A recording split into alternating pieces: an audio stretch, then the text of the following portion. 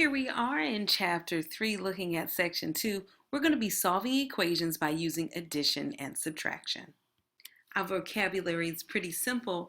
The only two things that we're going to be talking about or really working on is rewriting equations so that there's an equivalent equation, right? So we'll talk about that. So suppose I had like 2 plus 3 minus 1, right? An equivalent expression, let's say 2 plus 3 minus 1 is equal to x, all right? So that's an equation because there's an equal sign. An equivalent equation would be one where I simplify this expression sum and write 5 minus 1, because 2 plus 3 is 5. 5 minus 1 is equal to x.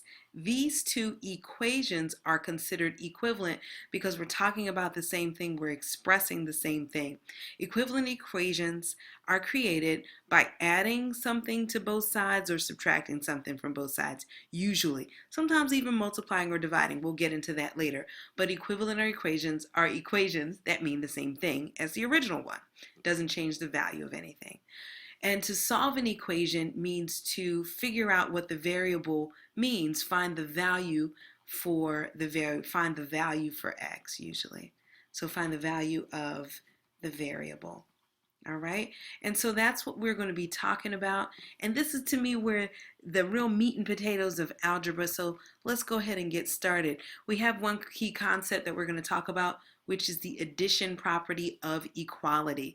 And basically what this property says is if you have some number a and b and they're equivalent, right, then if you have I'm going to write it like this: if you have a and b or they are equivalent, you can come along and add some c to both sides of that equation and equivalence will be maintained. Meaning once you do the same thing to both sides, you're going to maintain equivalence. And so what you see here is that we start off with 7 is equal to itself, and if I add 3 to both sides, I get 10, and therefore 10 on both sides. So notice that we're still equal. Same thing here. 14, if I add a negative to both sides, I still maintain equality. This is the addition property of equality. This is something that you've taken for granted. You understood that. So let's see how we can apply this understanding. So over here, we're going to solve by adding a positive number. For me, what I like to do when I think about solving an equation for a variable, I ask myself, how do I get this guy alone? I get m alone by getting rid of the thing that is bothering m, which is a negative 48. So what I'm going to do is add a positive 48 to both sides. So when I add a negative 48 to a positive 48, and yes, I see this minus 48 as a negative 48 because when I deal with subtraction, I would go plus a negative, right? So I see a minus sign as a negative for the number coming after it, and that's something that we're going to get used to. When you have something like this, and these are additive inverses, they cancel each other out and you get 0. So m is left by herself, and now I'm adding 28 plus 48 to figure out what m is equal to. So m is equal to 28 plus 48, which we understand to be 67, I believe. Nope, just kidding, 77. There we go, that's better. And so now we're asked to check our answer. Whenever you check your answer, basically you're going to plug your value in. We assume that m is equal to 77. You're going to plug it back into the equation and you're going to see if it works out. So we know that m minus 48 is supposed to be 29. Will 77 minus 48 give me 29? 77 minus 48 indeed does give me 29. So I'm left with 29 is equal to 29. Woohoo! I'm feeling awesome because it worked out. Let's go ahead and take a look at this guy. In this example, we're going to solve by adding a negative number. Remember what I said before. I look at the variable and I say, how is bothering that variable? This variable is being bothered by this positive 21. This 21 over here is a positive number, and I'm going to add a negative 21 to it in order to dash its hopes of living. No, just wanted to make you laugh. Just in order to get rid of it. But what I would do to one side, right, I got to do to the other side. So a positive 21 plus a negative 21, these guys are going to cancel out. A negative 18 plus a negative 21. Remember what happens when I add two negatives? It stays negative and it just gets more negative, right? So this becomes a negative 39. Are you walking down my street? I hope so. go. So what we're going to do next is check to see if it works. How do we check? We plug it right back into the original equation. Let me start off with the equation as it was. So remember, I had 21 plus q was equal to negative 18. Since I now know that q is equal to negative 39, I'm going to add a negative 39 in place of q, right?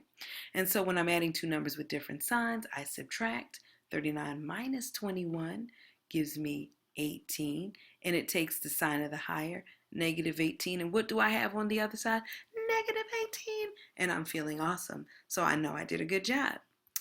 So our key concept is that there is also, when we can add the same thing to both sides, we can also subtract from both sides, right? And maintain equality. So this is called the subtraction property of equality. If I start off with two numbers that are equal, as long as I subtract the same thing from those two numbers, I'm going to get the same answer, and I will have three equivalent equations that have maintained equality. Same thing over here, all right? So let's see how we can apply that to this next situation. Again, you know how I go. I like to tell stories. So D is the number I want to know about. So that's the variable I want to isolate. To isolate that variable, I got to get rid of this pesky 142. So I might think of adding the opposite, or I might straight up thinking of subtracting 142. What I do to one side, I've got to do to the other. So this is 142 plus a negative 142, or 142 minus 142, which leaves me with just D on this side. On this side, I'm going to add a negative 142, or subtract 142 from 97. And when I do that, when I take the difference between these two numbers, I get 45. And since this is negative, I know the answer is going to be negative 45. Remember, I look at 97 minus 142 as the same as 97 plus negative 142.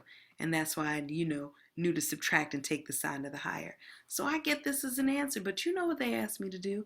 They said, check, honey. And so that's what I'm going to do. So I rewrite the problem just as it was. 142 plus D is equal to 97. And I'm going to replace that D with a negative 45.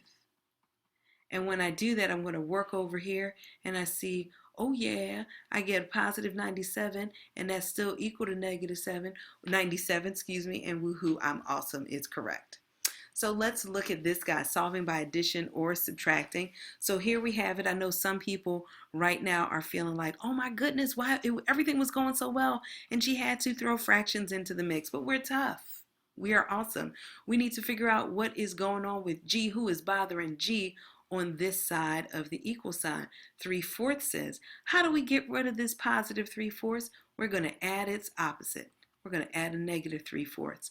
What we do to one side, we do to the other, because we are maintaining balance. If these were equal in the beginning, I got to do the same thing to both sides to maintain equality. All right, so this 3/4 and this negative 3/4 are going to go away. They are additive inverses. They go away. They make each other disappear, right?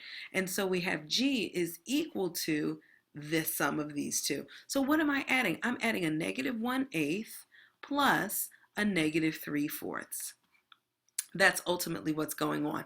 I know for a fact I can't add fractions when I'm talking about different denominators, because this denominator tells me what I have. I've got 1/8 and I've got 3/4. It's like I got one cat and I got 3 dogs. They're not the same thing. What I need to do is make sure I'm talking about the same thing. In the issue of cats and dogs, I can talk about pets. In the issues of fractions, I need to be talking about the same size fraction. So that's why we look for a common denominator, which hopefully you can see is 8. 8 is the common denominator. It goes into itself one time. 1 times 1 is 1. So this first fraction stays exactly the same. This fraction, however, I'm going to change it because 4 goes into 8 2 times. So what I do to the bottom, I got to do to the top. I'm going to multiply the top by 2, and I get a negative 6. So negative 3/4, another way of writing that is negative 6 over 8. I know I took a long time explaining that, but somebody wanted me to talk about fractions, so I did it for you.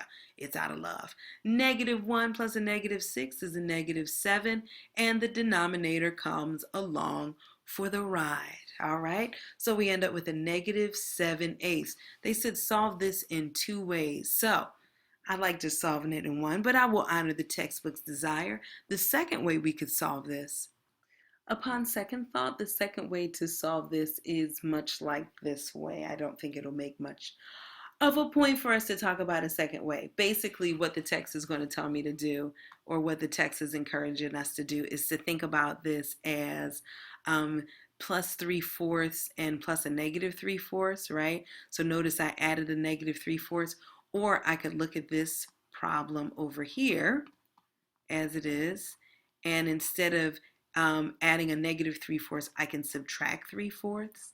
So it looks like that. And ultimately, these guys are going to go away, and I'm going to be dealing with the same thing, negative 1/8 minus 3/4, which is the same as negative 1/8 plus a negative 3/4. And you see why I don't want to do it over, because I just did it over. So basically, it is the same thing. If you have any trouble with this, just talk to me. I promise I will clear up any confusion. So this next guy, we're going to write and solve an equation. So this kind of harkens back to section 1. Write an equation for the problem, then solve the equation and check your solution. A number increased by 5, we know that this means addition. A number, some whole number, increased by 5 is equal to 42. A number, some number, let's say that number is Q. Q increased by 5, Q plus 5, is equal to, literally means put an equal sign down, 42. All right, so this is the equation that we're working with, and we're going to find the number. Who do we want to find out about? We want to find out about Q. And who is bothering Q on this side of the equal sign? This 5, and it's positive. What's the opposite of a positive 5? A negative 5. So we're going to add its additive inverse to make it go away, and we did that. So now we've got Q on the left side of our equation, and we're going to add 42 plus a negative 5 to get a positive 37, and that's my final answer. Did they ask me to check? Yeah, it said check. Dang nabbit. Let's do it. So Q plus 5 equals 42. You see how lazy I am? I don't want to check these problems, but that's okay. I think checking is actually a good practice. So Q plus 5 is equal to 42. I'm going to throw a 37 right in there for Q, add 5 to it, and hope that I get 42. 37 plus 5 is 42. Bum, bum, bum. And I'm feeling really good about myself because I'm so awesome. I'm getting them right. I hope that this is going to be as simple for you as it seems like it has been for us right now. Okay, so here in example 6, we're going to write an equation to solve a problem. In the 14th century, the part of the Great Wall of China that was built during Qin Shi Huang's time was repaired, and the wall was extended. When the wall was completed, it was 2,500 miles long. How much of the wall was added during the 1300s? So let's take a look at our picture. We've got this, we've got the added amount, and we've got this. So where's the math in this? So we know that 1,000 miles was originally there, and then we added some more, let's call them M miles, and we know that at some point in time this was the amount of miles long that we had when it was completed, correct? So here's our equation, and we're going to solve it. We'll solve simply by saying, hey, we want to figure out what M is. We need to get M alone. Who's bothering M? 1,000 is. How do we get rid of it? We add its additive inverse. The opposite of positive 1,000 is a negative 1,000. That goes away. We're left with M is equal to 2,500 plus negative 1,000 is going to be 1,500. And we see that the added amount was 1,500. Is that our 1,500 miles? All right, guys, I hope that that made sense. I know I was being a little flip and silly, but I hope that you've seen this before. If you haven't and you need a little bit more time to kind of work through the concept of solving equations this way, let me know. I've got some practice problems that we can do, and I've got a website that I could share with you that might be beneficial. So you can try some practice problems, or you can go straight on over and do the assigned problems for section 3 too. I look forward to talking to you soon. Please take care. Bye-bye.